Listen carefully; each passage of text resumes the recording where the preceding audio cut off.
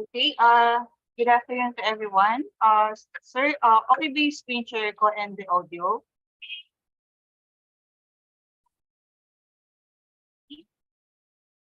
Okay, thank you so much and welcome again on our last day of or day 5 of our webinar entitled Introduction to Cybersecurity. So today we will gonna learn about wireless hacking.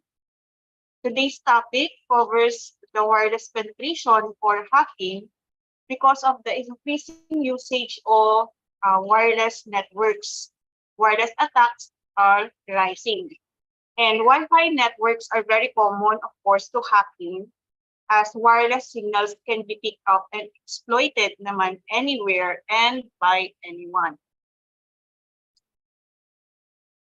Okay, so mag-recap lang tayo, no? Again, nasa last day na tayo ng ating 5-day webinar series. So day 1, information security basics. Day 2, information gathering. Noong day 3, penetration testing. Yesterday, ang topic natin ay hacking basics. And today, for our last day, is wireless hacking. Okay. So before anything else, I would like to congratulate you for completing our webinar series and finally consider of course, after this webinar, to enroll the different electives in cybersecurity, AI, and blockchain. So moving on, these are the contents of our topic for cybersecurity. So one, we're going to talk about wireless networking primer and standards. 2, Wi-Fi authentication. 3, wireless hacking methodology. And 4, Bluetooth hacking. Okay, so how many of you have tried this scenario wherein you are posting a picture on Facebook from your phone and after that, upload fail, okay, so it prompts you to retry and then you try to hold it up your phone to get a better connection. Okay, so always madalas yata nangyayari din sa inyo to. Because of your need to be connected all the time and be online all the time, of course, yung Wi-Fi must always be available, either for listening music, streaming, watching our favorite shows, even allowing us to study sa comfort ng inyong mga bahay. That we really think, bihira nating maisip na paano kung nagka-problema tayo sa Wi-Fi connection. So ngayon, of course, internet problem connection is considered na parang end of the world. Okay? Para siyang damaging sa daily routine natin pag nagka-problema ang net connection natin. So that's how important nowadays to be connected online. Okay, moving on, let's have some very few basics about wireless networking. So the popularity of wireless networks is rapidly increasing thanks to its ease of use and convenience. However, like any other technology, of course, wireless networks also come with some inherent security risks. So this topic covers the basics of wireless networks like Bluetooth and Wi-Fi, along with their common threats. A wireless network is a way of connecting systems, of course, without the use of cables. So any medium or large-scale organization, companies, institution has hundreds and thousands of systems na connected sa network that involves cabling. In the case of a network problem, it can be deduced to trace back the exact cable that caused the fault. So with the introduction of wireless networks, end-user connectivity, scalability, and troubleshooting are greatly simplified because of this wireless networks. Okay, let's have some of the few advantages, okay, of wireless network and why it has become the most popular networking systems or technology. First one, course, is the convenience. In a conventional wired network, as the size of the network grows, of course, the cabling also grows significantly. Cabling not only adds the cost, but also consumes space. Now, with the wireless network, it is easier to expand the network without adding complexity of the cables. Mobility also. So in wired network, a user has to be at a fixed place in order to access the network.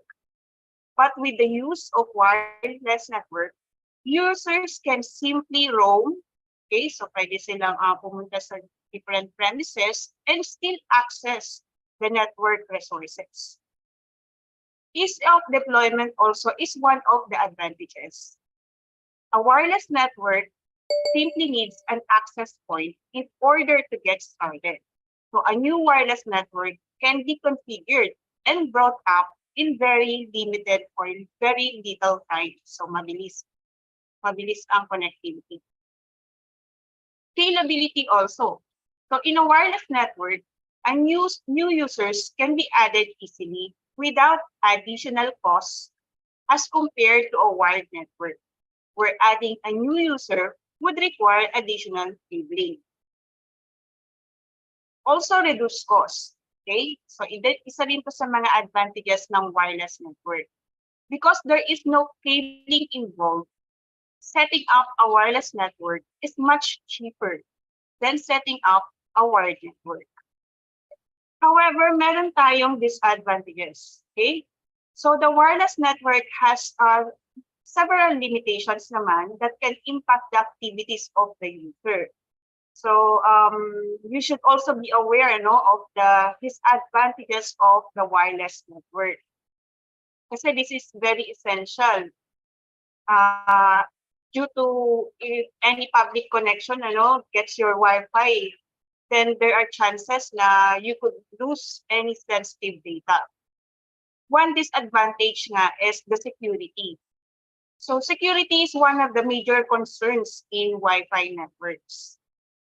An open network without authentication can be accessed and misused by anyone in the vicinity. There is also a possibility of intercepting traffic if not encrypted. Number 2 is reliability under disadvantages. Kasi nga, because of Wi-Fi works over radio frequency.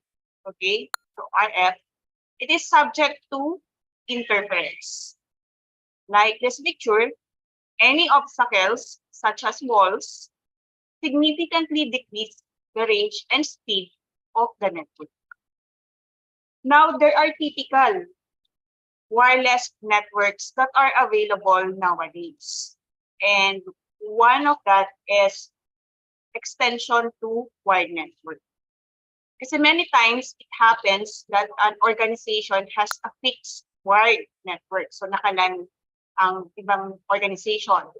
But there might be visitors and guests coming into the organization premises who need limited network access.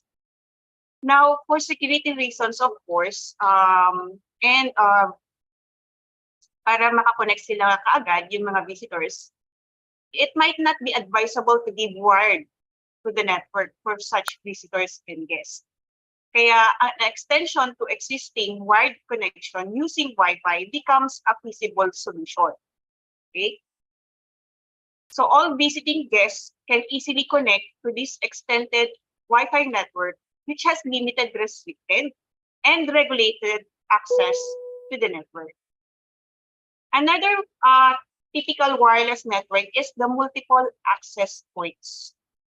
So an organization might have widespread premises, and to ensure that all users in the premises have stable connectivity to the wireless network, multiple access points are installed at various places. Kaya each of these access points serves users within its range. Now, there is also one which is the LAN to LAN wireless connection. Suppose, for example, an organization has two offices in two adjacent buildings.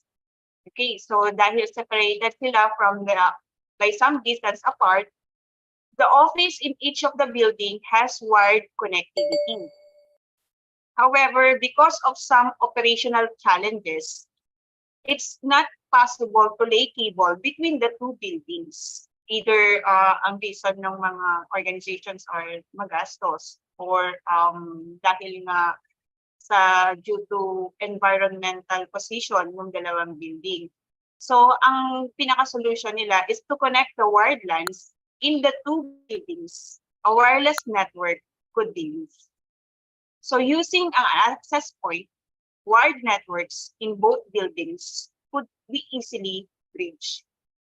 Another one, ito yung most popular na ginagamit natin, of course, is the 4G and LTE hotspots. 4G and LTE hotspots have currently become the very common in the form of prepaid wireless router and dongles. So these devices accommodate a 4G or LTE SIM cards for internet connectivity and share the internet with multiple devices over Wi-Fi. These devices are extremely lightweight and portable, so you could easily bring those devices along with you anywhere you go. And so they are very popular among people on the move. Okay, so dahil yung iba maliit talaga, is you could easily transfer that in some parts of your houses also. Now there are wireless standards, okay? The classification is mainly based on the speed, range, and reliability that each standard offers. Okay, so your laptop, your router, tablet, smartphones, and any other devices in your home use different standards to connect to the internet. These standards naman change every mga few years. So yung mga updates brings faster internet. So dati, ang mga phone natin is 4G or 3G equipped. Ngayon, nag-upgrade din siya into LTE. Okay, so wireless standards these are sets of services talaga and protocols that dictate, dinidictate ito how your Wi-Fi acts or behaves. Number one, course standard is the 802.11a. Ang speed nito is up to 54 Mbps. Expensive siya but less prone to interference. 2 is the 802.11b. Ang speed niya is hanggang 11 Mbps lang. These are prone to interference pero less expensive. Okay? 802.11g naman, although the same siya sa 11a. Ang speed niya is 54 Mbps, better signal strength compared to 802.11b, but more costly or mas mahal siya. And then lastly, the 802.11n, ang speed niya ay hanggang 700 Mbps. So much better ang performance, range, and improved reliability. Okay? Now, may mga terminologies, okay? So alam ko, very aware na kayo dito sa different terminologies ng Wi-Fi. And one of that, of course, is the hotspot. A hotspot is any physical area where people can access the internet through a wireless network. So hotspots are very common at restaurants, hotels, coffee shops, airports, parks, libraries, and other public places. Usually nga ito yung pang-engganyo ng different cafes and restaurant para makahikayat sila ng customers is they provide hotspots. Okay? Now, let's go to access points. An access point is a hardware device that is used to create a wireless network. And it can be used to connect different systems on the same network or interconnect between a LAN and a WAN, WLAN. So depending on the antenna used by the access point, it has a range within which users can connect to it. Access points are often used to extend the existing wired LAN to other systems and users for enhanced mobility. And then lastly is the bandwidth. So bandwidth, alam naman natin yan, that it is the amount of data that can be transferred from one system to another in a unit of time. The higher bandwidth, the better. It is often measured in units like Mbps, Dpps, and terabyte per second. So the bandwidth of the wireless networks depends on the, I repeat, capability ng access point. Okay? Now let's go to Wi-Fi authentication. So if you attempt to connect to a Wi-Fi server, you've used it before, kunyari nakakonect ka dati sa isang Wi-Fi server, and then you experience that you cannot log in anymore, okay? Instead, your phone tells you that meron or naka-encounter ka ng authentication error. So majority of us, about 90% kasi own cell phones. But many of us talagang problematic when the devices, okay, when our phones won't do what we expect. So if you are dealing with authentication error, you can solve the problem. Know this, that you can solve the problem. Okay, so you ask yourself, before talagang ipilit mo, if hindi pwede or naka-encounter ka ng authentication error, is secure ba? O dapat bang talagang ipilit mo na makakonect dito sa some Wi-Fi connection? So Wi-Fi authentication is an open wireless connection with no user authentication or can attract many unwanted guests. Napakadami talaga, especially sa mga malls. Okay? In order to restrict the use of wireless network to legitimate users only, so it is necessary to implement an authentication mechanism for all users connecting to this wireless network. And then we have types also of wireless authentication. One, of course, of the type of authentication is the OSA or Open System Authentication. Ito yung default authentication protocol for the IEEE 802.11 standard. Okay. Ang first step dito sa OSA authentication is the computer wants the wireless network access sends an authentication request dun sa access point, and then the access point in response generates a random authentication code which is valid only for that particular session. Now the device now requested the access, accepts the code, and is connected to the network. We also have shared key authentication. So one is the OSA. Number two, type of authentication naman is the shared key.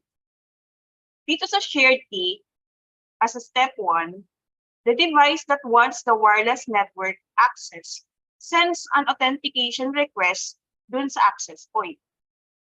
And then the access point in response generates a random authentication code which is valid only for that particular session again.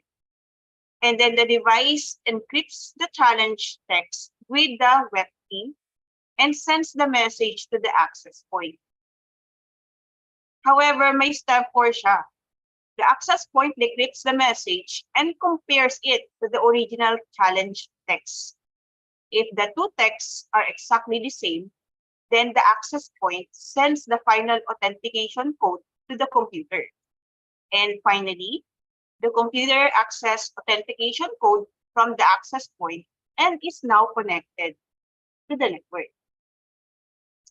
Okay, so dahil typical sa atin ang kumakonect sa Wi-Fi, here are some of the common wireless threats. Okay, one of that is the Wi-Fi signal jamming. Okay, so jamming involves the blocking of all communications completely. It is done with the help of special hardware. Now, once the attacker uses a jamming device, all the wireless network within its vicinity are blocked. Users are not able to connect to the wireless network anymore. Meron ding misconfigured access point. Many organizations or individual users buy access points and use them with default settings. Now, they don't bother, no? Hindi nila pinapakilaman on how to configure the access point securely. Basta binili na lang nila and then they use it. Now, attackers can easily exploit such weakly configured access points to get unauthorized entry into the network. So better, okay? So if you have a new access point, you have to configure the access point securely by changing the default settings, including the password.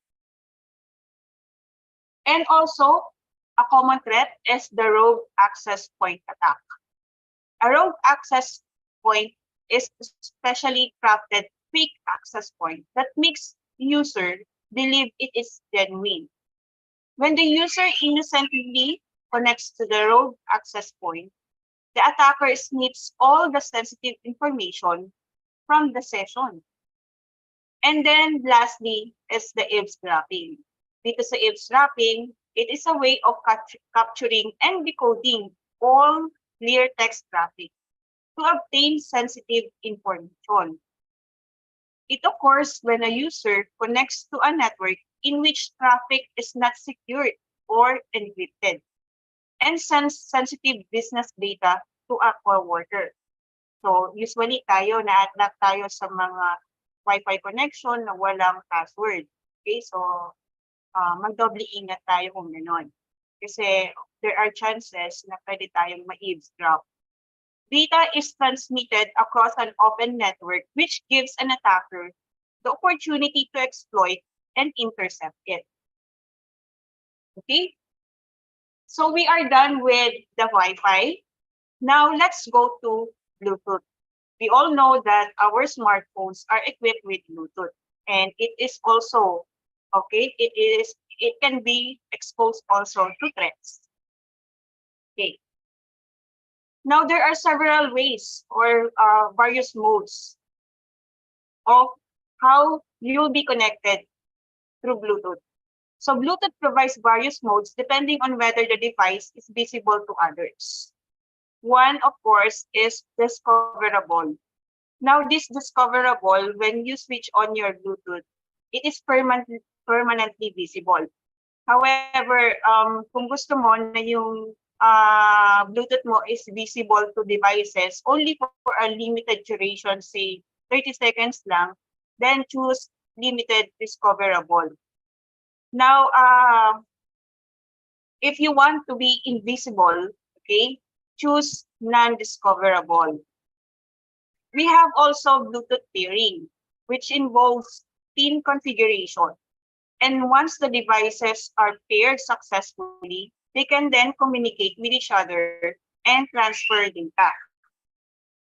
There are common Bluetooth threats, okay? So hindi mawawala yan because of your connection.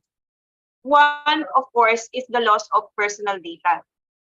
Itong mga threats na to, however, of course, ginagamit din ng mga hackers, especially, okay? So one is loss of personal data. So the attackers steal personal and confidential data like contacts, SMS text, and logs. Okay? One or number two is hijacking. Dito naman, the scenario would be the attacker could act without the user's interaction. This includes making calls and recording ongoing conversation. So parang na-penetrate niya na yung phone mo and siya na yung gumagawa ng calls on your behalf. And then sending SMS. The attacker can make use of the compromised Bluetooth device to send SMS to any person to hide his own identity. Ito yung usually ginagamit or ginagawa ng mga terrorist activities. So, nagpre-pretend sila na galing talaga dun sa legit person. Pero ang totoo is na-compromise na yung Bluetooth device. Another one is using peer time. So the attacker could make international calls from a compromised device and cause several financial damage to the victim. Kasi alaman naman natin na very expensive ang mga international calls, no? So once compromised yung device, of course, yung owner ang naka-charge dun sa cost. Okay? And malicious code. An attacker can send malware over Bluetooth that would infect the device permanently and modify, steal, or destroy sensitive user data on the device. And lastly, bluejacking. Dito sa bluejacking, it forcefully sending or sends unwanted messages to the victim over Bluetooth. It is often used for forceful marketing. Okay. So usually, talagang nagsisend siya ng mga unwanted messages. Although hindi siya threatened, pero dahil nga naging nuisance na or hindi naman importante yung mga message, nakaka-receive ka ng maraming irrelevant messages. Okay? And then we also have BlueSnip. So it is a utility on Linux that is used for both or for Bluetooth wire driving. It is useful for finding hidden and discoverable Bluetooth devices. We also have bluesmacking. In this attack, an oversized packet is sent to a victim's device over Bluetooth, which causes it to crash. And Bluetooth snurping, lastly, the attacker now can gain access to the victim's phone book and calendar entries through this attack. So mag-ingat tayo on how we use our Bluetooth and activate our Bluetooth on our mobile phone, no? Now, of course, we must defend ourselves against this Bluetooth attack. Paano? By changing default pins. How many devices tend to use default and easy pins for pairing? So default pins should be changed to custom complex pin. We also have hidden mode. The device should be kept in non-discoverable mode when not intended to pair with any device. Next one is monitoring paired device. So a list of previously paired device should be reviewed frequently. Magpapakita naman yan dun sa inyong Bluetooth configuration setting. So all unwanted or unknown devices should be deleted immediately. Next one is enabling your Bluetooth only when needed. Pag hindi kailangan, you must turn off your Bluetooth. So Bluetooth should be enabled only when required and should be turned off at all times. Okay? And then lastly, reviewing pairing requests. So bago tayong mag-accept, any new pairing request should be reviewed for its genuineness and should not be blindly accepted. Dapat tanungin mo muna kung sino may-ari ng phone na yon na nagko-connect sa'yo through Bluetooth. So a pairing request from any unknown device source should be rejected. Okay? All right. So I think that ends our discussion. Now, here are the different electives to enroll, ano? So our talk webinar is just an introductory or basic. You will gonna learn if you will gonna enroll on these electives. So AMA as the top IT school in the country will provide you with the best resources in learning these activities. Okay? So here are the codes for the elective. Okay? So what are you waiting for, no? Enroll na sa mga subjects na to. Okay? You will gonna learn more if you will gonna enroll in this subject. Okay? So there you have it. I do hope that you learned a lot on our 5-day webinar series. It's an honor to be part of it, to share my knowledge about security. Remember that for every lock, there is someone out there trying to break in. So stay smart always. Okay? Thank you so much for listening actively from day 1 to day 5 my dear participants. God bless. Well, hello, good afternoon, everyone. Ayan. So, again, welcome to our day 5 webinar. I would like to verify lang kung clear po ba yung audio ko. Hi, good afternoon, everyone. Salamat. So, let me share with you my screen. Visible po ba yung aking screen? Kindly verify also, my dear students. Okay, salamat po. Okay, so again, good afternoon, dear students, and welcome to our day 5 introduction to artificial intelligence or AI discussion. So yesterday we have discussed some of the major subfields of artificial intelligence. So we have mentioned the following. We have the machine learning, the natural language processing. We also have the expert systems, computer vision, and robotics. So today we will be discussing two topics. Yan. So we will just discuss some of the insights about this one, yung ethical and legal considerations in artificial intelligence and the feature of artificial intelligence. Okay. So there are various tech giants such as, for example, Alphabet. We also have Amazon, Facebook, IBM, and Microsoft. Also, they believe that this is the right time to implement or to talk about the concept and to maximize the various features of artificial intelligence. But there are also some issues and conversations which keep artificial intelligence experts up at night. So the first one or the first ethical issue that we will be discussing is the unemployment. So the hierarchy of labor is concerned primarily with automation. As we've invented ways to automate jobs, we could create room for people to assume more complex roles, like moving from the physical work that dominated the pre-industrial globe to the cognitive labor that characterizes strategic and administrative work in our globalized society. So in the United States alone, we have they have this job which is more on tracking, which basically employs millions of individuals.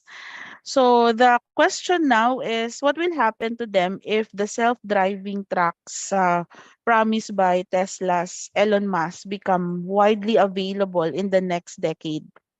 But on the other hand, if they will consider the lower risk of accidents, self-driving trucks seem like an ethical choice. So the same scenario could happen to office workers as well as to the majority of the workforce in developed countries. The second ethical issue is the inequality. So our economic system is based on compensation for contribution to the economy, often assessed using an hourly wage. So the majority of companies are still dependent on hourly work when it comes to products and services that they offer to the consumer. But by using AI or artificial intelligence, so a company can drastically cut down on relying on the human workforce. And this means that revenues will go to fewer people. Consequently, individuals who have ownership in AI-driven companies will make all the money. So, we have already seen the wide wealth gap. So, meron tayong tinatawag na wealth gap where startup founders take home a large portion of the economic surplus they created. So in 2014 example, roughly the same revenues were generated by the three biggest companies in Detroit and the three biggest companies in Silicon Valley, wherein there were 10 times fewer employees. Next issue is the sorry. So next issue is the humanity. So artificial intelligent bots are becoming better and better at modeling human conversation and relationships.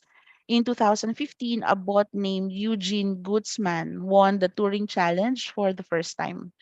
In this challenge, human raters use text input to chat with an unknown entity. Then guess whether they had been chatting with a human or a machine. Eugene Gutzman fooled more than half of the human raters into thinking they had been talking to a human being. And this milestone is only the start of an age where we will frequently interact with machines as if they are humans. So, whether in customer service or in sales, while humans are limited in the attention and kindness that they can expend on another person. Artificial bots can channel virtually unlimited resources into building relationship. Next, we have the racist robots. So through artificial intelligence, which is capable of a speed and capacity of processing that's far beyond that of humans, it cannot always be trusted to be fair and neutral. So Google and its parent company Alphabet are one of the leaders when it comes to artificial intelligence. So last time we have mentioned an example like the Google's photo service where AI is used to identify people, objects, and scenes. But it can go wrong, such as when a camera missed the mark on racial sensitivity and when a particular software used to predict future criminals showed bias against Black people. Next, we have security. So this is one of the an important ethical issues when it comes to artificial intelligence. So the more powerful a technology becomes, the more can it be used for nefarious reasons as well as good. And this applies not only to robots produced to replace human soldiers or autonomous weapons, but to AI systems that can cause damage if used maliciously. Because these fights won't be fought on the battleground only, cybersecurity will become even more important. And after all, we're dealing with a system that is faster and more capable than us by orders of magnitude. So, what Ma'am Michelle mentioned a while ago, the importance of security and being smart, which is very important and significant nowadays. Next, we have singularity. So, how do we stay in control of a complex intelligent systems? So, the reason humans are on top of the food chain is not down to sharp teeth or strong muscles. Human dominance is almost entirely due to our ingenuity and intelligence. So, we can get the better of bigger, faster, stronger animals because we can create and uses these tools to control them. Both physical tools such as cages and weapons and cognitive tools like training and conditioning. Next, robot rights. So how do we define the humane treatment of AI? While neuroscientists are still working on unlocking the secrets of conscious experience, we understand more about the basic mechanisms of reward and aversion. So we share this mechanism with even simple animals. In a way, we are building similar mechanisms of reward and aversion in systems of artificial intelligence. So last time we have mentioned the reinforcement learning. So this is similar to training a dog. Improved performance is reinforced with a virtual reward. So next we have another topic which is all about issues on liability and regulation of artificial intelligence systems. So the first one is human control. So the first question to assess when dealing with an AI system is whether it is fully autonomous or semi-autonomous. In a semi-autonomous system, there is a significant level of human control. So there is a human intervention where a person can manage the system. For example, a medical diagnostic system which analyzes a patient's medical history, assesses their condition, and provides advice on a certain treatment. So the doctor will then be able to take that advice and decide on a treatment. So there is a human control, and liability ultimately is with the medical practitioner. So what if instead of a doctor, the system directly provides a diagnosis and treatment advice to the patient? So the system is then fully autonomous. So if such a system makes the wrong diagnosis and the patient is injured or worse, dies, who is liable? So the designer of the system, or the supervising doctor, or the hospital. Next is the liability for harm or damage. So the main existing liability framework applicable to AI systems causing harm to a person is tort liability. While tort liability gives rise to compensation, there are also strict liability and product liability regimes. In instances where the product, a car for example, causes harm due to a manufacturing defect. So in all cases, the liability regimes are wide enough to offer an injured person redress. However, in the case of fully autonomous systems, there is a gap in the current legal system. When the system is considered fully autonomous, let's say, for example, it is learning from experiences while in its implementation phase, and is there in it, and is therefore able to take a decision without human control or human intervention, then most of the current legal regimes are unable to provide adequate protection for uninjured persons. Next, the liability for data privacy breaches. So most artificial intelligence, or more particularly search algorithms, use ML or machine learning in order to run analysis and provide users with tailored ads. So the more the technology evolves, the more it is able to intrude on our privacy rights. So take face recognition technology as one of the example.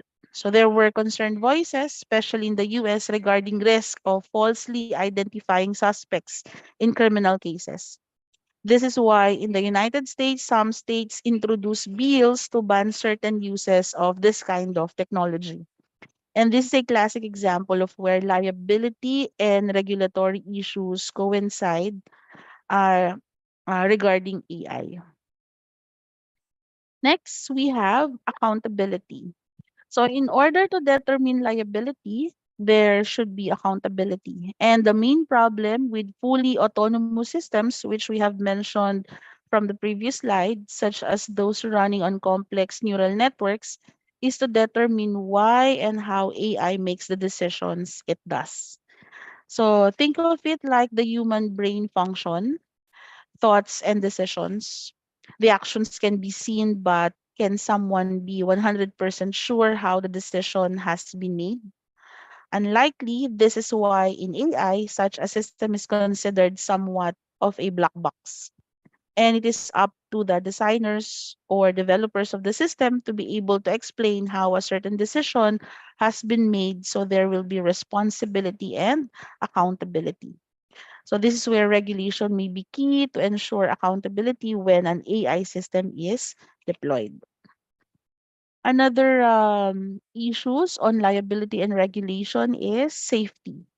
So this is key and considered as the most important point around artificial intelligence. So we need to ensure that AI systems are deployed safely. So this is a major question in terms or in the sector of transportation and healthcare. So next we have AI ethics. So AI systems are basically the products of their designers. And as a result, many ethical issues found in society when it comes to human interaction can be replicated in the field of AI. So issues include AI bias, we have privacy, transparency, and accountability. So many of the big players have developed principles in order to guide their work in AI. So one includes the Microsoft's responsible AI and others. So the Hewlett Packard Enterprise is also working on AI ethics and principles. And one of the key issues of AI ethics is the AI bias. So according to the Hewlett Packard Enterprise, AI ethics and principles should be number one, privacy enabled and secure. So there must be a respect, or they should respect individual privacy and be secure. Second, we have human focus, respecting human rights and be designed with mechanisms and safeguards. Example, to support human oversight and prevent misuse. Third, we have inclusive, minimize harmful bias and support equal treatment. Fourth is responsible, so be designed for responsible and accountable use. Inform an understanding of the AI and enable outcomes to be challenged. And lastly, we have robust, be engineered to build in quality testing and include safeguards to maintain functionality and minimize misuse and the impact of failure. Next, we have AI bias. So bias is one of the main issues when dealing with algorithms. So this is a complex subject as discrimination is not strictly speaking a privacy issue, but more of a social issue. So AI bias is in a way like human bias where a person makes a wrong assumption based on race or gender. Similarly, a certain system that is fed with prejudiced data or corrupt data would reach wrongful or discriminatory results. So how do we avoid AI bias? So while regulation is key, developers have a duty to carefully collect and process those data that might have an effect on AI bias. In-house counsel working with such developers should basically ensure that the data that they collected from different genders, ethnicity, cultures should avoid bias. Next, we have the IP or intellectual property. So AI will create songs, novels, pieces of art, to name a few, which begs the question, who owns the copyright of such creation? Can AI creations be patented? The same questions that encountered regarding liability and ethics are valid for intellectual property. So the World Intellectual Property Organization thinks so. So for in-house counsel working in IP or regularly filing patents for innovative technologies, the World Intellectual Property Organization guidelines give a good perspective of what's to come. Next, so for our last topic, we have here the future of artificial intelligence. So let's first watch this video. Hi everyone, I'm Jabril and welcome to the final episode of Crash Course AI. We've covered a lot of ground together, from the basics of neural networks to game playing, language modeling, and algorithmic bias. We've even experimented with code in labs. And as we've been learning about different parts of artificial intelligence as a field, there are a couple of themes that keep coming up. First, AI is in more places than ever before. The machine learning professor Andrew Ng says that artificial intelligence is the new electricity. This is a pretty bold claim, but lots of governments are taking it seriously and planning to grow education, research, and development in AI. China's plan alone calls for over $100 billion in funding over the next 10 years. Second, AI is awesome. It can help make our lives easier and sort of gives us superpowers. Who knows what we can accomplish with the help of machine learning and AI? And third, AI doesn't work that well yet. I still can't ask my phone or any smart device to do much, and we're far away from personal robot butlers. So, what's next? What's the future of AI?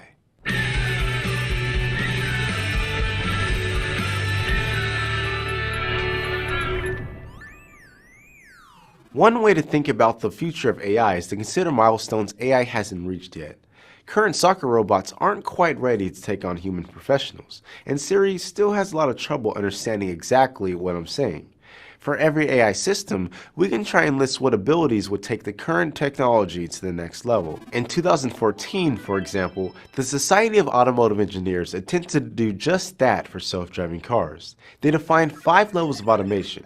For each additional level, they expected that the AI controlling the car can do more without human help. At level 1, Cruise control automatically accelerates and decelerates to keep the car at a constant speed, but everything else is on the human driver. At level 3, the car is basically on its own.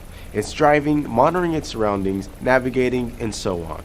But a human driver will need to take over if something goes really wrong, like really bad weather or a down power line. And at level 5, the human driver can just sit back, have a smoothie, and watch Crash Course AI while the car takes them to work through rush hour traffic. And obviously, we don't have cars with the technology to do all this yet, but these levels are a way to evaluate how far we've come and how far our research still has to go. We can even think about other AIs using levels of automation. Like, for example, maybe we have level 1 AI assistants right now that can set alarms for us, but we still need to double check their work. But what are levels 2 through 5? What milestones would need to be achieved for an AI to be as good as a human assistant? What will be milestones for computer vision or recommender systems or any topics discussed in this course? We'd love to read your ideas in the comments. Sometimes it's useful to think about different kinds of AI on their own as we make progress on each very difficult problem.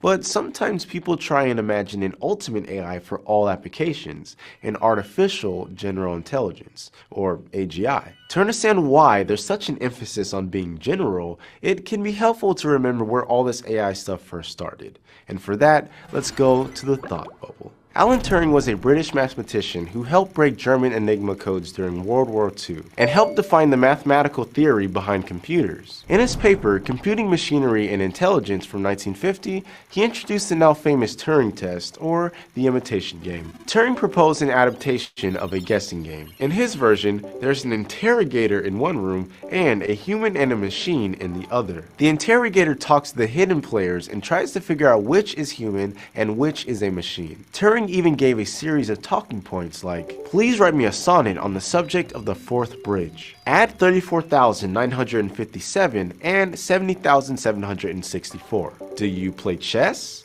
I have K at K1 and no other pieces. You only have K at K6 and R at R1. It's your move. What do you play?" The goal of the imitation game was to test a machine's intelligence about any human thing, from math to poetry. We wouldn't just judge how real a robot's fake human skin looks. As Turing put it, we do not wish to penalize the machine for its inability to shine in beauty competitions, nor to penalize a man for losing in a race against an aeroplane. This idea suggests a unified goal for AI, an artificial general intelligence. But over the last 70 years, AI researchers focused on subfields like computer vision, knowledge representation, economic markets, planning, and so on. Thanks, Thought Bubble. And even though we're not sure if an artificial general intelligence is possible, many communities are doing interdisciplinary research, and many AI researchers are taking baby steps to combine specialized subfields. This involves projects like teaching a robot to understand language, or teaching an AI system that models the stock market to read the news and better understand market fluctuations. To be clear, most of AI is still science fiction. We're nowhere near Blade Runner, Her, or any similar movies. Before we get too excited about combining everything we've built to achieve AGI, we should remember that we still don't know how to make specialized AIs for most problems. Some subfields are making progress more quickly than others, and we're seeing AI systems pop up in lots of places with awesome potential. To understand how AI might be able to change our lives, AI professors Yolanda Gill and Bart Selman put together the Computing Research Association's AI roadmap for the next 20 years. They predict AI reducing healthcare costs, personalizing education, accelerating scientific discoveries, helping national defense, and more. Part of the reason they expect so much progress is that more people than ever, including us, are learning how to build AI systems, and all these problems have lots of data to train new algorithms. It used to be hard to collect training data, going to libraries to copy facts and transcribe books. But now, a lot of data is already digital. If you want to know what's happening on the other side of the planet, you can download newspapers or grab tweets from the Twitter API. Interested in hyperlocal weather prediction? You can combine free data from a weather service with local weather stations to know when to water your plants. And if you feed that data into a robot gardener, you could build a fully automated, weather-knowing, plant-growing, food-making garden. Maker communities around the globe are combining data, AI, and cheap hardware to create the future and personalize AI technologies. While imagining an AI human utopia is exciting, we need to be realistic too. In many industries, automation doesn't only enhance human activities, it can replace humans entirely. Truck, delivery, and tractor drivers are some of the most common jobs in the US as of 2014. If self-driving vehicles revolutionize transportation in the near future, will all those people lose their jobs? We can't know for sure. But Goodall Prize winning computer science professor Musha Vardi points out that this is already the trend in some industries. For example, US manufacturing output will likely keep rising, but manufacturing jobs have been decreasing a lot. Plus, computers use energy, and that means we're not getting any benefits from AI for free. Massive amounts of machines running these algorithms can have a substantial carbon footprint. On top of that, as we've discussed, you have to be pretty careful when it comes to trusting AI systems because they often end up with all kinds of biases you may not want. So, we have to consider the benefits of massive AI deployment with the costs. In a now famous story from a few years ago, Target figured out a woman was pregnant based on her shopping history, and they sent her maternity coupons. But she was still in high school, so her family saw the mail even though she hadn't told them. Do we want our data being used like this and potentially revealing personal details? Or what about the government? Should it be allowed to track people with facial recognition installed on cameras at intersections? When we provide companies with location data from our phones, we could help them build better traffic models so we can get to places faster. Cities could improve bus routes, but it also means someone is always watching you. AI could also track your friends and family, where you shopped, ate, and who you hung out with. If statistics have shown that people who leave home late at night are more likely to commit a crime, and an AI knows that you left, even though it's just for late night cookie dough, should it call the police to watch you just in case? So we can go down any number of scary thought experiments, and there's a lot to consider when it comes to the future of AI. AI is a really new tool, and it's great that so many people have access to it, but that also means there are very few laws or protections about what they can and can't do. Innovations in AI have awesome potential to make positive changes, but there are also plenty of risks, especially if the technology advances faster than the average person's understanding of it. It's probably the most accurate to say that the future is complicated, and the most important thing we can do is to be educated and involved in AI as the field changes, which we're doing right now. In Crash Course AI Labs, we use some of the same machine learning technologies that the biggest companies use in their products, and that the universities rely on for cutting-edge research. So, when we see a company or government rolling out a new technology, we know what questions to ask. Where do they get their data? Is this even a situation where we want AI to help humans? Is this the right tool to use? What privacy are we giving up for this cool new feature? Is anyone auditing this model? Is this AI really doing what the developers hoped it would? We're also hopefully walking away from Crash Course AI with some basic tools to build different kinds of AI, from handwriting recognition to recommender systems. We're excited to see what future you decide to build. If you want to learn more about AI, we'll include more free learning resources. Okay, so basically, this particular video tackles also the what we have discussed before, how AI started and what are the different applications of AI nowadays, as well as the video also assesses the risk factors of implementation of artificial intelligence to Hi various everyone. sectors. Okay, so now let's proceed with the future impact of artificial intelligence in the different sector. So we have here healthcare, security and defense. We also have education, banking and finance, autonomous vehicles, manufacturing, entertainment, workplace, to name a few. Let's say, for example, in healthcare, this AI is used for diagnosing diseases quickly and more accurately. There will also be a new drug discovery that will be faster and cost effective with the help of artificial intelligence. Then we also have cybersecurity. So undoubtedly, cybersecurity is a priority of each organization or company to ensure data security. And then we also have transportation. The fully autonomous vehicle is not yet developed in the transportation sector, but researchers are reaching in this field.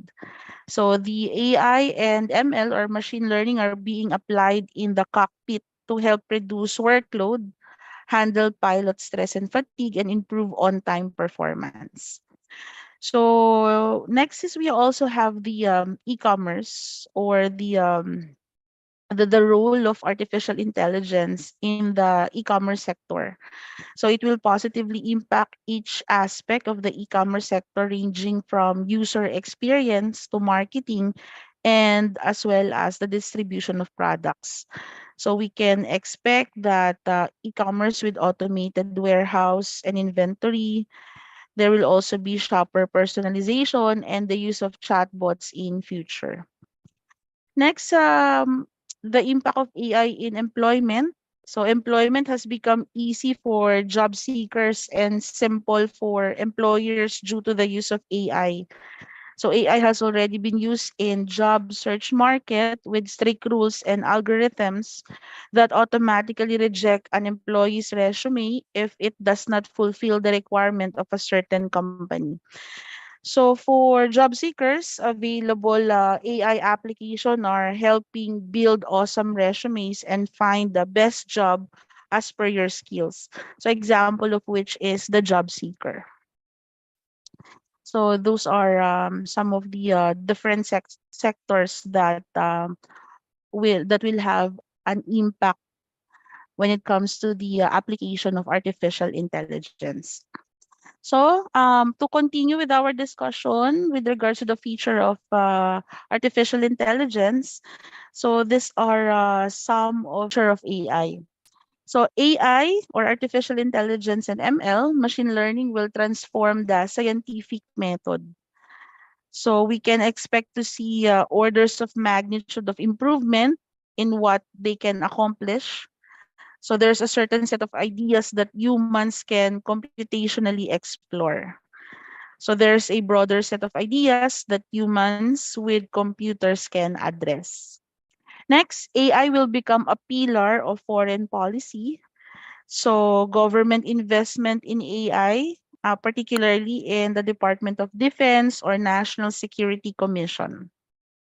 So AI will enable next-gen consumer experiences. So next generation consumer experiences like the metaverse and cryptocurrencies have garnered much buzz. These experiences and others like them will be critically enabled by AI. So the metaverse is inherently an AI problem because humans lack the sort of perception needed to overlay digital objects on physical contexts or to understand the range of human actions and their corresponding effects in a metaverse setting. Next, we have addressing the climate crisis, which will require the use of AI. So, as a society, we have much to do in mitigating the socio-economic threats posed by climate change, like carbon pricing policies and others. Next, AI will enable truly personalized medicine. So, personalized medicine has been an aspiration since the decoding of the human genome, but tragically it remains an aspiration. So with the use of artificial intelligence, so this will be used for therapies of patient as well as for personalized treatment. So what's in store for 2023 in the field of artificial intelligence? So let's see.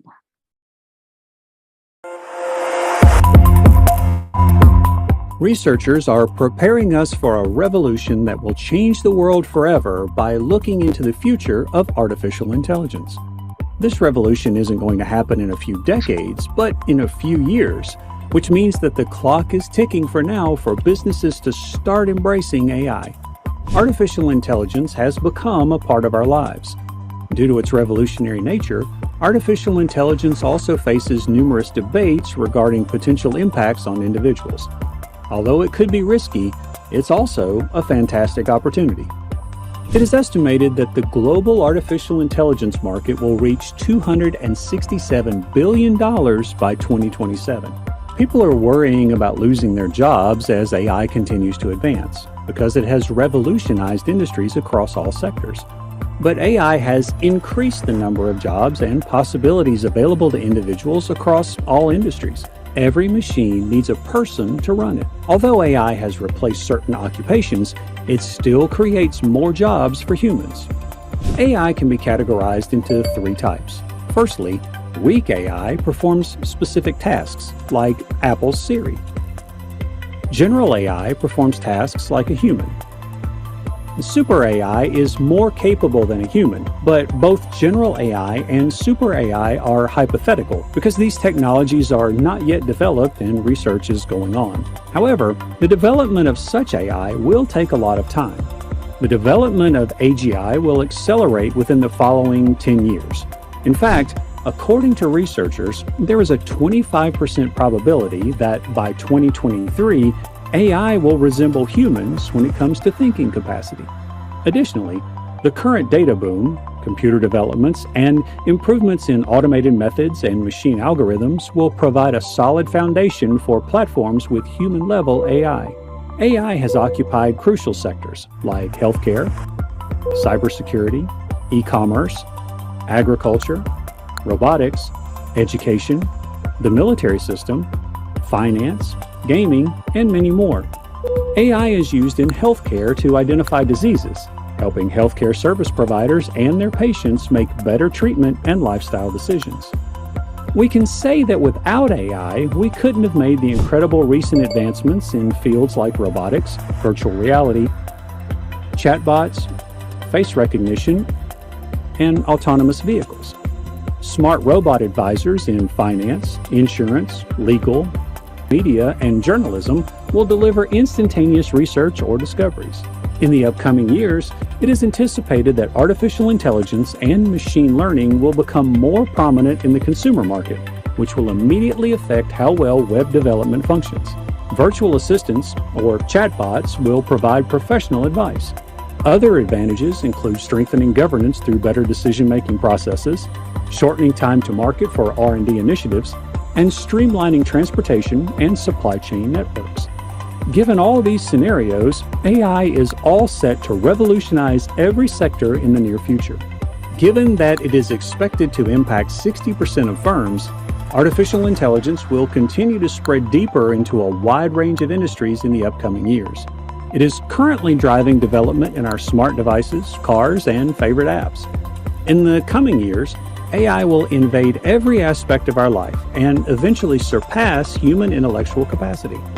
It won't be long before artificial intelligence becomes a common part of our everyday lives.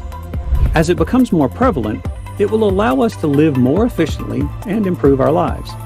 By increasing their effectiveness, efficiency, and concentration on the primary tasks that require people's attention, AI technologies are transforming many industry sectors. Artificial intelligence will change the world for the better. Thank you for watching. Please Okay, so that is the feature or future of artificial intelligence. So now let's sum up our discussion. So to summarize, the world is on the cusp of revolutionizing many sectors through artificial intelligence and data analytics.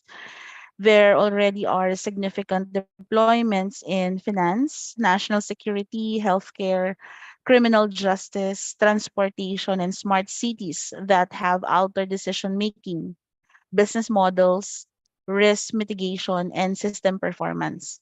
And these developments are generating substantial economic and social benefits. Yet, the way artificial intelligence systems unfold has major implications for society. So, it matters how policy issues are addressed, ethical conflicts are reconciled, legal realities are resolved, and how much transparency is required in AI and data analytic solutions. So, human choices about software development affect the way in which decisions are made and the way they are integrated into the organizational routines. So exactly how these processes are executing need to be better understood because they will have substantial impact on the general public soon and for the foreseeable future. So AI may well be a revolution in human affairs and become the single most influential human innovation in history. Okay, so that is our last topic for our day 5 webinar regarding the introduction to artificial intelligence. So thank you very much, dear students, for attending our 5 days webinar, and hopefully you'll be able to enroll the different major electives that are being offered by our institution. And thank you very much also for inviting us to impart some knowledge to this to our dear students. So take care everyone. God bless and maraming salamat po.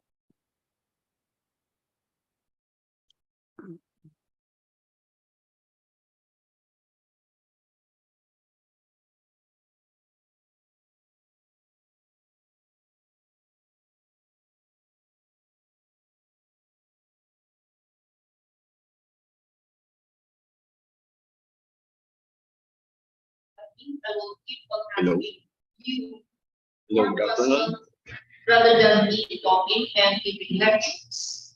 I will just give you several videos, but there will be more Hello, good afternoon.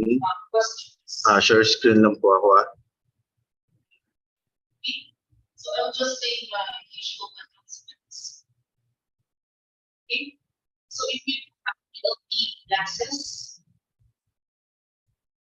okay, please buy your uniforms already. And if you still have balances, please pay your dues already so that you won't have any problems when you take your exams. So once again, do you still have any more questions regarding today's lesson?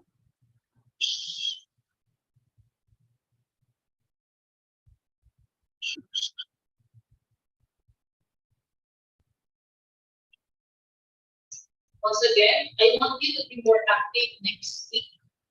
And that also means that you will have to review topics that are available inside the LMS. Am I coming to anyone? Do you still have any questions now?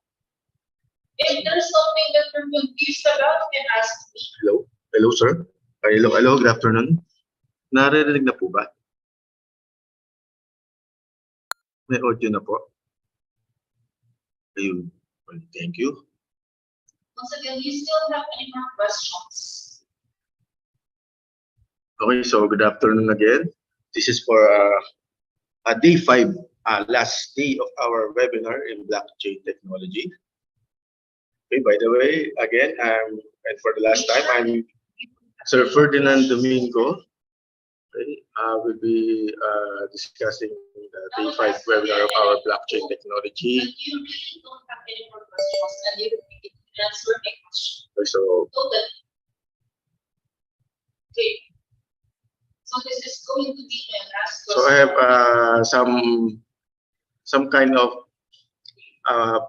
ano po rito, parang What does commercial o Facebook parang say? break ano po natin. Please use the dating chat to answer my question. What is Facebook dating chat or Facebook safety check? What is Facebook safety check?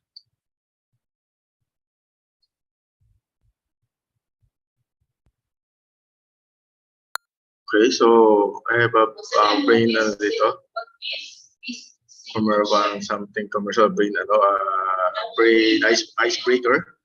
Okay. For your answers. Okay, so everyone, look at this picture. Artwork by Super Nice Letters. Okay, icebreaker. So I will give you 30 seconds to view that image. Okay.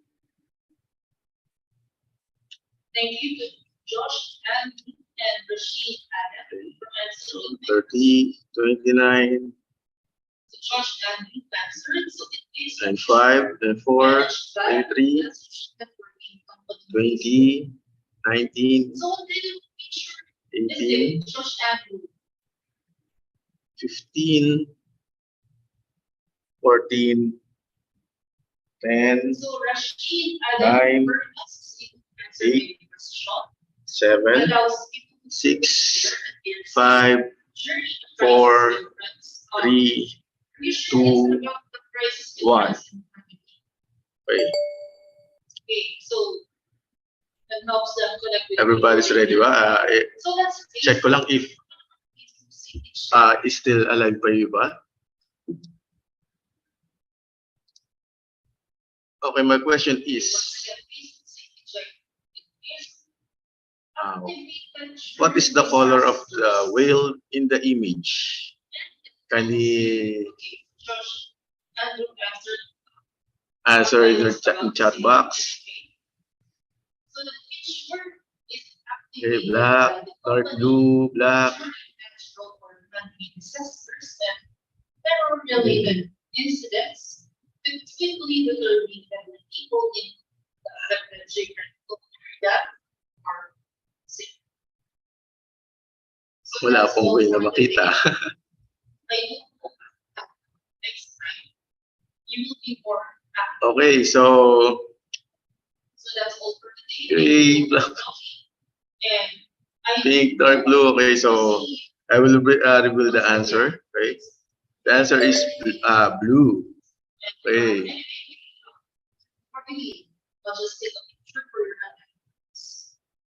So ano pala, mixing pa lahat. Okay. Okay, for our day 5 and last webinar. Okay, blue, dark blue. Okay na, okay. Let's correct naman din. Okay. So, day 5, a feature of blockchain. And number 2, blockchain hack. Number 3, how blockchain is being used on illegal transactions. And number 4, how blockchain is being used for ransomware.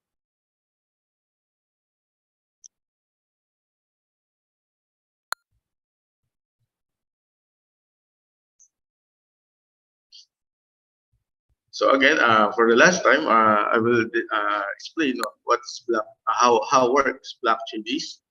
For example, John wants to send Michael some money or digitally electronically. Okay, like this diagram. Then yes, John uses a digital wallet app to transfer the money to Michael, and the app stamps the transaction with John's digital signature. This transaction now needs to be verified by the blockchain. And over that, this transaction is grouped with other transactions that occur at the same time into the block. The block has unique ID, and the transaction time and the ID of the previous block in the chain. And the next step, blockchain is processed. The block containing John's transaction is then broadcast to the entire network to be verified. Okay. And once verified, the block is added to the head of the blockchain, forming a permanent and transparent record of the transaction. Okay. So yung blue na yun, yung blue. Okay. Then after the verification process, Michael receives the money from John. Okay. So same ano. So wala siyang naging middleman. That's the five steps process that blockchain do. Okay, so I have a video clip, short video clip here. Okay, so discussing blockchain in the U.S. Congress. Okay.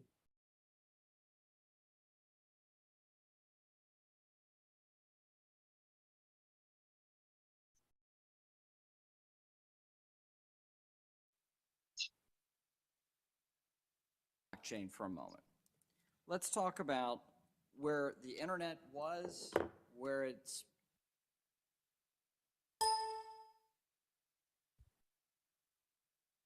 come to, where it's going, right? we're trying to level set here for policymakers. So originally, the internet was a read-only format, in essence. We're consuming information. And then there's additional layers that Mahina yung audio. Wait lang, wait lang. Mahina pa.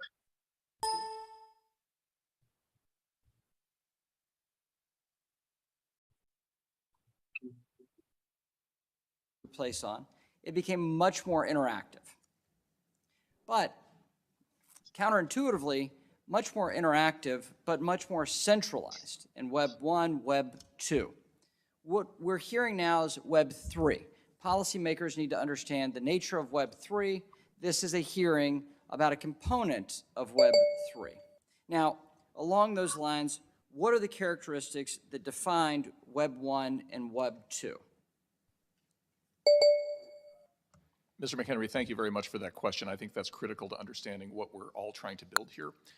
So the characteristic of Web 1, if people remember their original AOL account, was an ability to look in a curated walled garden at a set of content that was not interactive but was presented to you on AOL the way that Time Magazine used to show you the articles they wanted you to see inside of their magazine. Just you could see it on a screen. The innovation of Web 2 was that suddenly you could not only read content, but you could also write content. This is when the blogosphere became a big thing. People remember this from the late 90s, the early 2000s.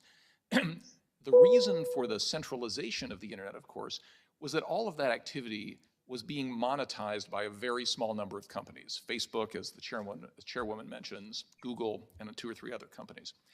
What makes Web 3 different is the ability to own the actual network. And that's what crypto assets themselves represent, is an ownership stake in an underlying network. So when you hear people talk about, for example, layer 1 tokens, what they mean is this is your reward for providing the ledger maintenance services, the computing power to the network that on Web 1 and 2 was done by Google, right? So now people in my hometown of Pueblo, Colorado can actually own the Ethereum network, but they can't own the internet. That's owned by Google and a few other companies.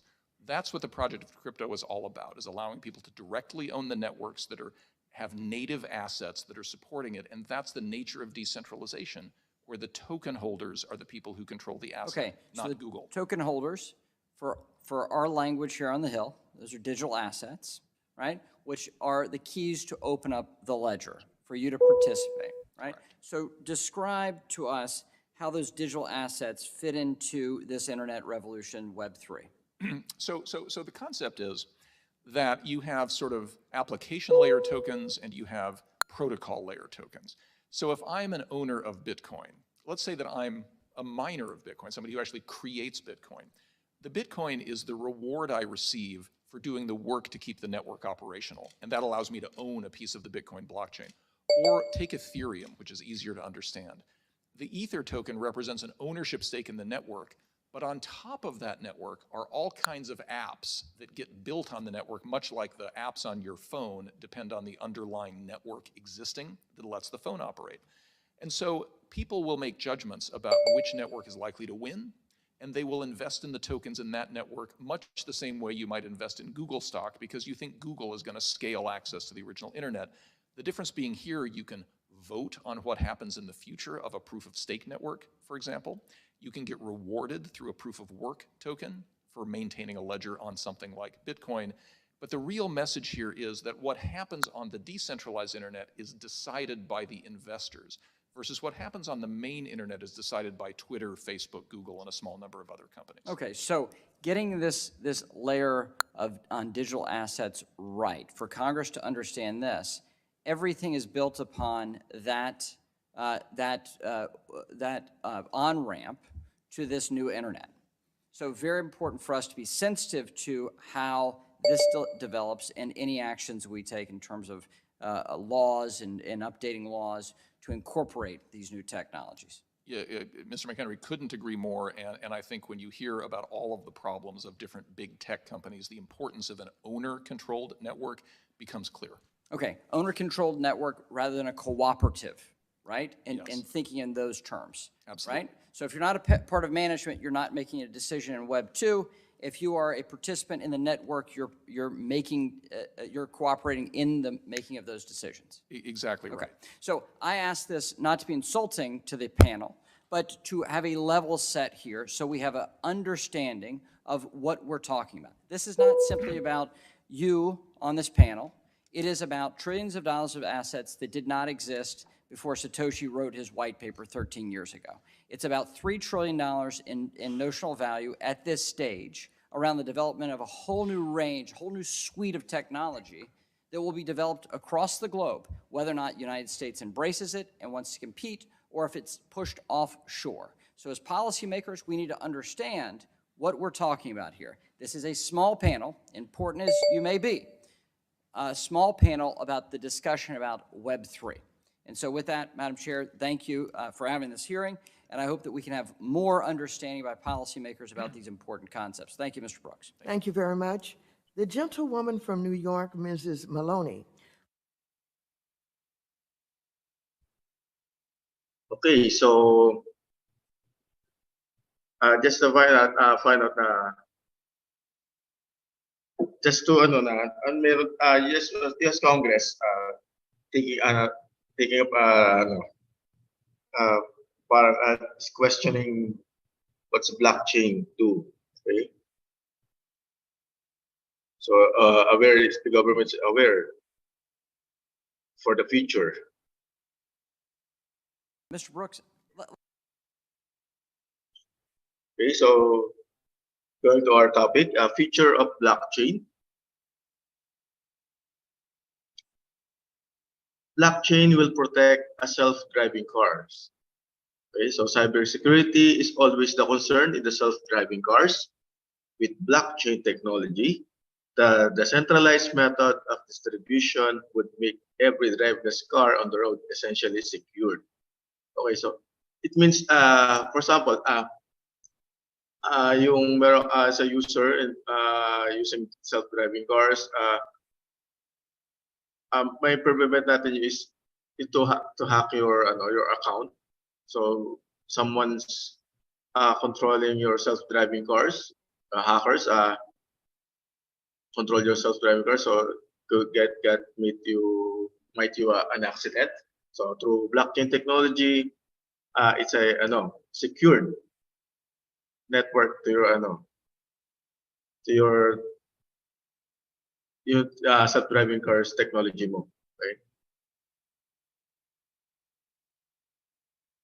Then another feature of blockchain, eliminating trusted third party. Okay. Most of the financial institutions today operate themselves as third party company. Soon in the future, blockchain technology eliminates the third party concept. Okay, what's sample by mga third party financial third party dito sa Philippines? For example, it's the coins.ph and the PayMaya. They are the some sample of third party application na ginagamit natin nowadays. Okay, so through blockchain daw, if we embrace the blockchain technology, mostly especially here in the Philippines, so coins.ph and PMI will not not necessary to be used. So mawawalan tayo ng mga charges, for example, yung transaction is coins.ph and PMI, some transactions, mawawala na siya.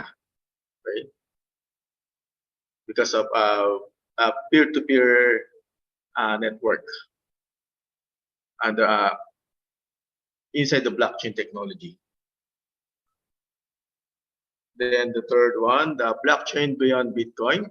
Okay, most of the people think that Bitcoin is a synonym of blockchain technology, but in the reality, blockchain technology as an encrypted database structure that's revolutionary and exciting. Okay, so Bitcoin says some of cryptocurrency lang siya. Blockchain is used to how to use that Bitcoin.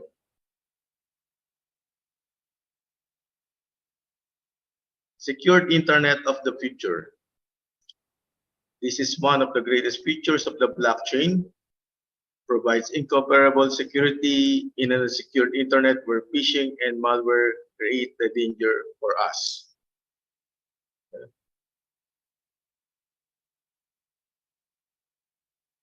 The another feature of our blockchain technology, blockchain for digital marketing. Okay? Digital marketing faces problems like domain fraud, lack of transparency, and long payment method. But with blockchain technology, it brings transparency to the supply chain in the market because it essentially conveys trust to a trustless environment and it improves the digital marketing business.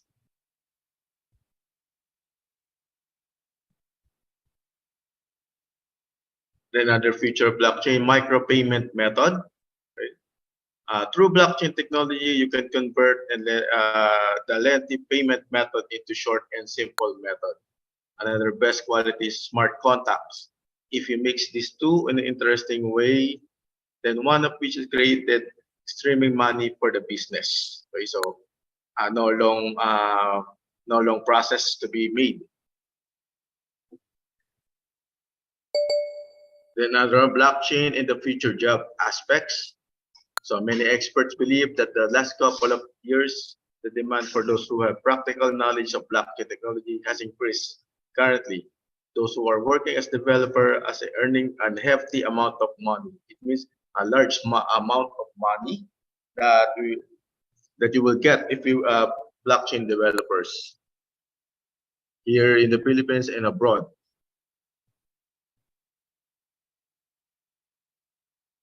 Okay, blockchain hack.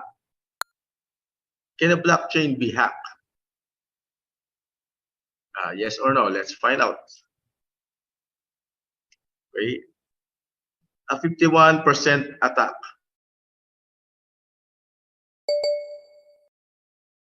Work can disrupt it.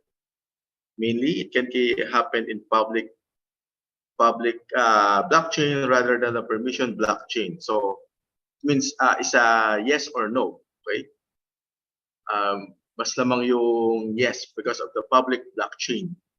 Okay.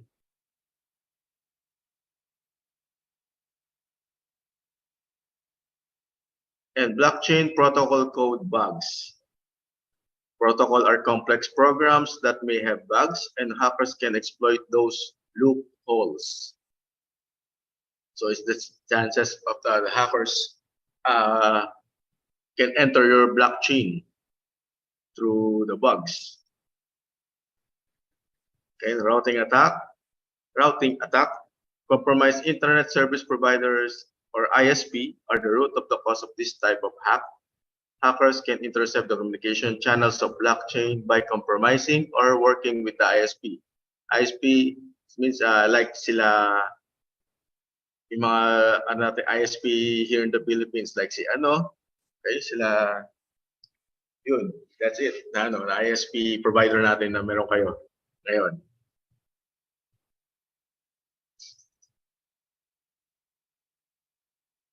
Then smart contracts bugs. Sometimes smart contracts might have bugs or loopholes that the hackers can exploit. Cyber attack. When a single party owns a vast number of nodes in the system, they can attempt to disrupt the network activities. And mostly the direct denial of service, mga commonly.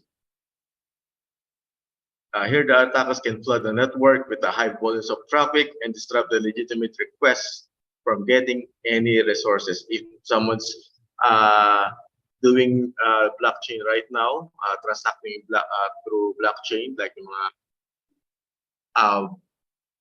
blockchain wallet natin. So, ito yung mga halos na-encounter nyo siguro.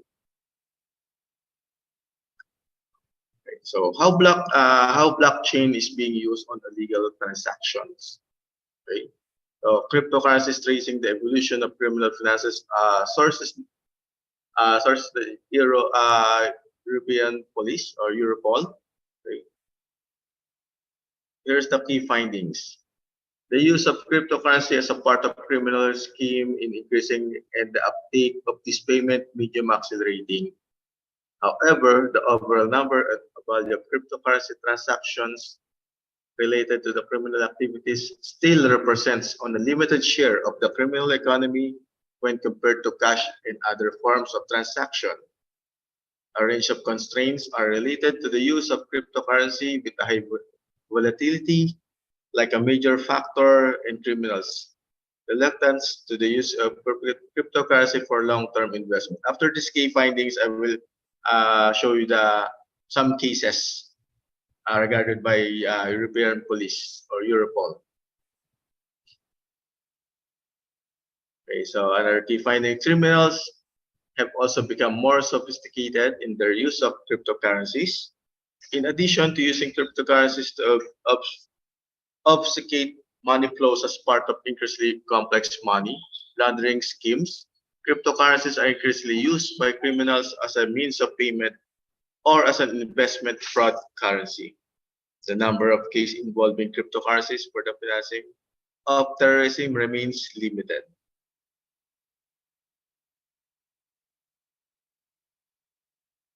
The criminal use of cryptocurrency is no longer primarily confined to the cybercrime activities, but now relates to all types of crime that require the transmission of monetary value. However, the scale and the share of the illicit use of cryptocurrency as a part of criminal activities is difficult to estimate. The key findings: money laundering networks specialize in large-scale money laundering as a service have adopted cryptocurrencies and are offering their services to other criminals.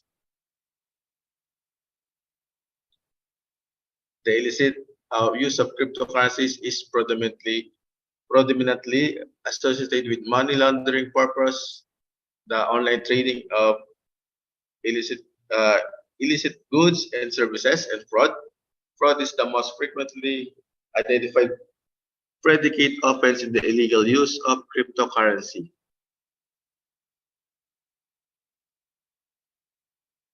Then last key findings and regulation governing the use of cryptocurrencies and the associated anti-money laundering or AMLAC framework as becoming more effective. Uh, Improved regulation of cryptocurrency environment now requires service providers and platforms to capture more information on users and transactions, which has improved the law enforcement response to the criminal use of cryptocurrency. So I have 4 case example here, okay? Searched by Europol or file case or Europol.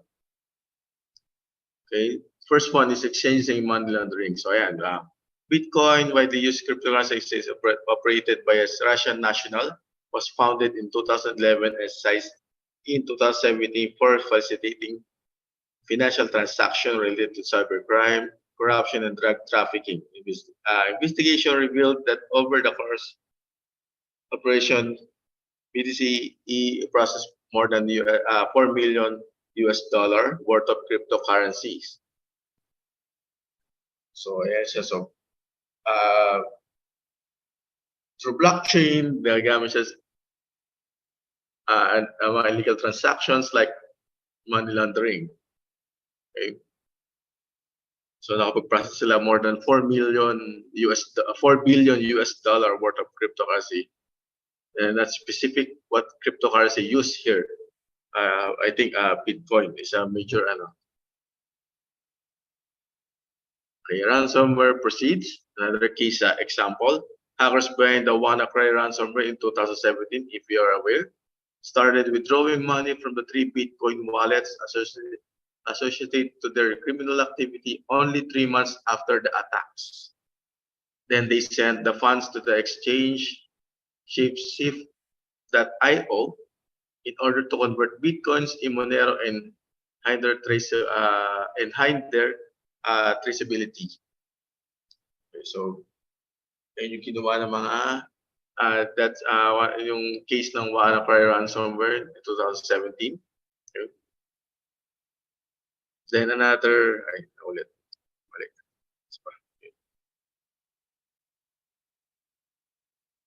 Okay, money laundering networks for cyber criminals. Okay, so ayan. Complex investigation involving 20 countries result in dismantling of a criminal network laundering tens of millions of euros in stolen funds that was advertising its services in online forums.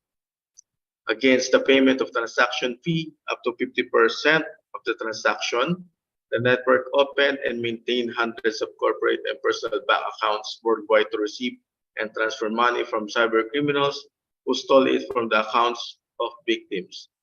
Laundered funds were then returned to their cyber criminal client. So yun yung mga sample of case happens using blockchain technology.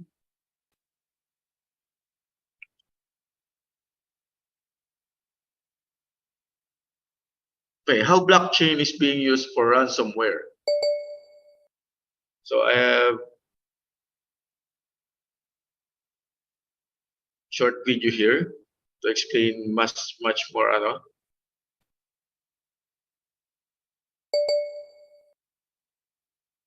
What is ransomware? Ransomware is a type of malicious software, or malware for short. Ransomware may present itself in a few different ways, affecting individual systems as well as networks of business, hospitals, airports, and government agencies. Ransomware is being constantly improved and is getting more and more sophisticated since the first registered occurrence in 1989. While simple formats are typically non-encryption ransomware, modern ransomware makes use of cryptographic methods in order to encrypt files, making them inaccessible. Encryption ransomware may also be used on hard drives as a way to completely lock a computer operating system, preventing the victim from accessing it. The final goal is to convince victims to pay for a decryption ransom, which are usually requested in cryptocurrencies that are very hard to trace. However, there is no guarantee that payment of the ransom will decrypt your information. The popularity of ransomware has grown significantly in the last decade, and as a financially motivated cyber attack, ransomware is currently the most prominent malware threat in the world. How is malware distributed? Phishing. In the context of ransomware, phishing emails are one of the most common forms of malware distribution. The victims usually get infected through compromised email attachments or links that are disguised as legitimate. Within a network of computers, one single victim can be enough to compromise a whole organization. Exploit kits. An exploit kit is a package made of various malicious tools and pre-written exploit code. These kits are designed to exploit issues and vulnerabilities in software applications and operating systems as a way to spread malware. Insecure systems running out-of-date software are the most common targets. Malvertising. Attackers making use of advertising networks to spread the ransomware through infected advertisements. How can you protect yourself from ransomware attacks? Use external sources to back up your files regularly, so you're able to restore them after a potential infection is removed. Be cautious with email attachments and links. Avoid clicking on ads and websites of unknown sources. Install a trustworthy antivirus and keep your software applications and operating system up to date. Enable the Show File Extensions option on your computer settings so you can easily check the extensions of your files. Avoid visiting websites that are not secured by an SSL by checking that the URL begins with HTTPS. Keep in mind, however, that many malicious websites are implementing the SSLs in order to confuse victims, and an SSL alone does not guarantee that the website is legitimate or safe. Visit nomoreransom.org, a website created by law enforcement and IT security companies working towards the disruption of ransomware.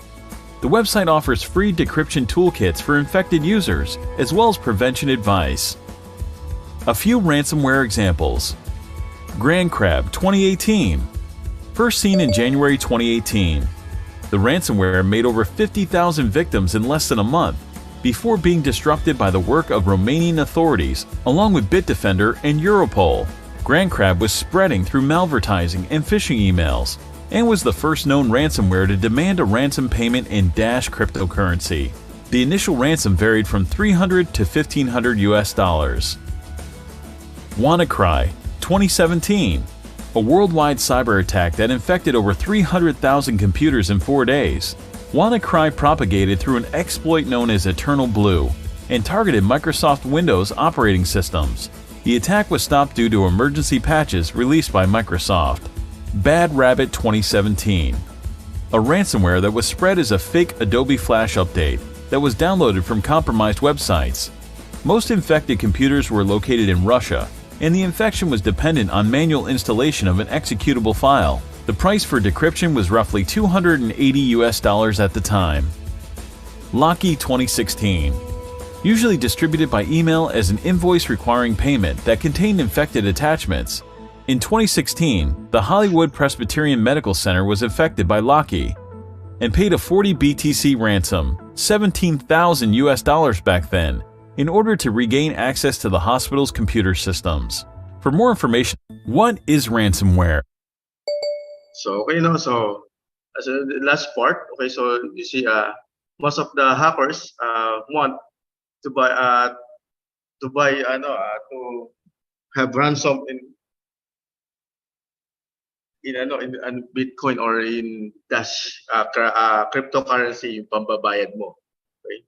So hindi dollar lang, basta kumbaga cryptocurrency to so hindi sila matraceable. Okay, so ransomware attack, okay, so kung napapansin nyo, medyo related yung blockchain technology sa cybersecurity and AI. Di ba? Meron silang pwedeng gamitin talaga is blockchain technology doon sa cybersecurity through AI. Okay? Then pwede silang gamitin para ma-prevent natin yung mga hackers. Okay, ransomware attack consists of several steps. Okay, number one is infection or breach. Hackers use attack vector to deliver the infected software or the payload to the victim's device. So yung kanina nga, tulad kanina. The malware spreads. The malware spreads within the victim networks and quickly encrypt their files.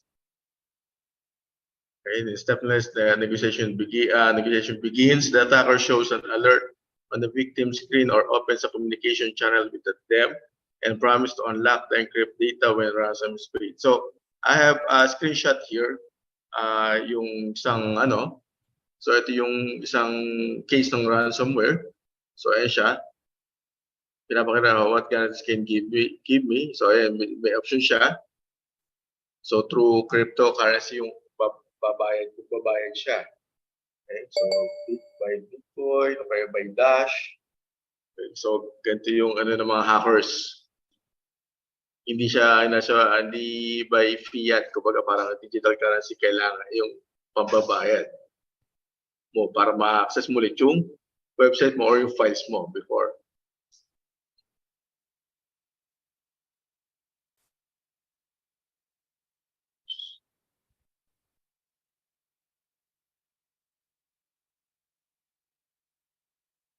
So, ayun pa, meron pa, i-chat ka pa noong hackers na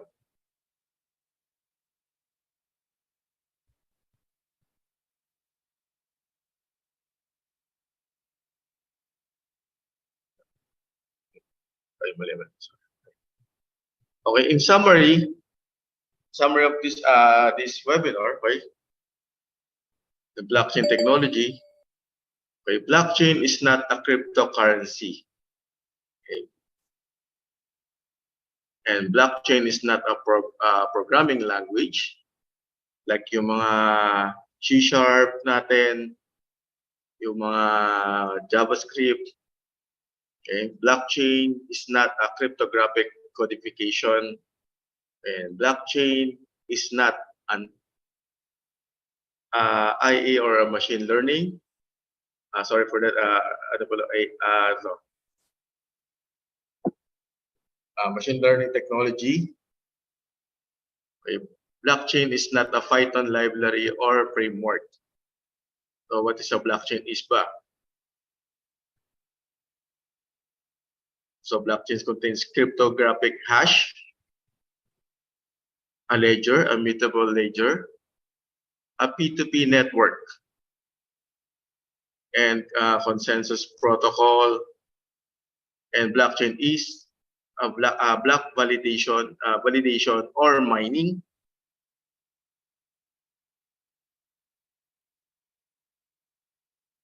So I have a quote here for last time.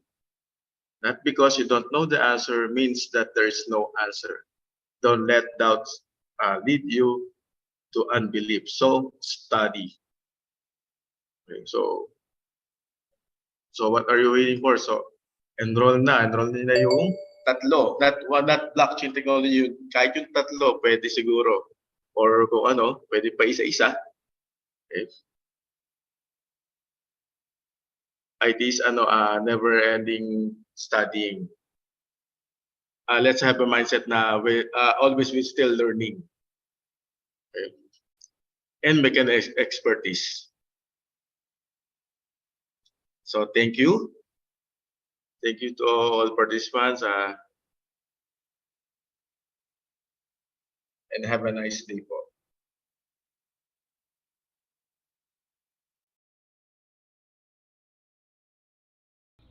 So students, if you have any questions, you can now ask them. You can now ask the speakers.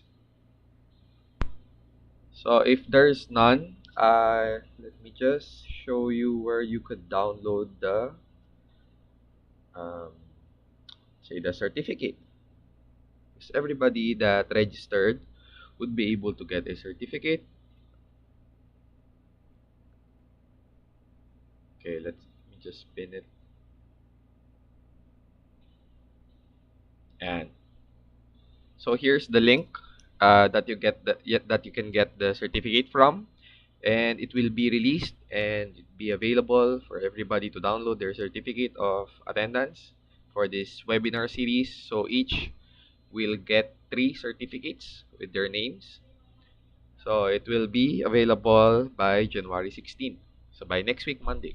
Okay, just make sure that what you have written on the Google Forms is your correct name. If you made a typo or you made a mistake, simply message us via help desk or even just send me an email. So please, if you are interested in gaining more knowledge about the topics that were discussed, the new electives is posted on the screen. You can enroll them now. It's available via Discipulus. For the fees, they are displayed in the Discipulus platform. You will be able to see them when you add. And through email po ba mag-send? No, you will go to the link displayed here on January 16. And then you will search for your name, then you could download your certificate. Required po ba mag-enroll sa courses or by choice? It's by choice. Webinar for data analytics. This is soon. Please stay tuned for updates regarding webinars for data analytics. Saan po ulit makakakuha? Here, you can see it here. It says certificate link in the bit.ly URL. Okay, again, this is already live now, but it has no certificate. It has no content yet. The release date will be on January 16. Okay. So any other question, students? I hope everybody has not only learned, but had fun in our 5-day webinar series. So can AI po manipulate the economy of a crypto coin?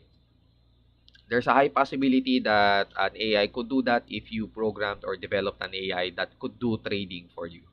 So if it has enough currency or number of the cryptocurrency, then or the crypto coin, then it could manipulate the economy for that specific coin only, not like the whole economy. Okay. May other webinars pa po ba this month? Please stay tuned. We'll announce when they're available. Yes, today is the last webinar date. Magkano mag-enroll sa data analytics? You can see the fee po on the Disciples platform. Sir, paano kung walang choices add subjects nung new electives? Please file a ticket in the help desk so we could help you out for the specifics on that, and we could ask the SDIs to check the back end of your account. Sa website po ng certificate sa January 16 pa lalabas lahat ng names? Yes, it will be released on January 16. Okay. Tapos, paano ayusin major elective 2s? For those things, you could file a ticket in the help desk. Yes, the website. Please go to the website at on January 16. The search will be available there. Paano po yung naka-attend ng day 3 na po? Yes, as long as you have registered in the webinar or registered in the registration form, you would be getting a certificate. Magkano po magad ng subject? Depends on the course, depends on the subject. You could see the actual fee on the Disciples platform. Okay. Sir, meron po bang webinar ang web development? There's none at the moment, but we'll see. Maybe in the future. Okay, so if there's no more question, you can now leave the meeting, guys. Thank you for attending. Hope everybody not only learned but also enjoyed watching the webinar series. And thank you po, Ma'am Michelle, Ma'am Karen, Sir Ferdinand, for sharing your insights, your expertise on the subject matter. Okay, so I think that will be it. We can now close. I'll now close the YouTube live stream.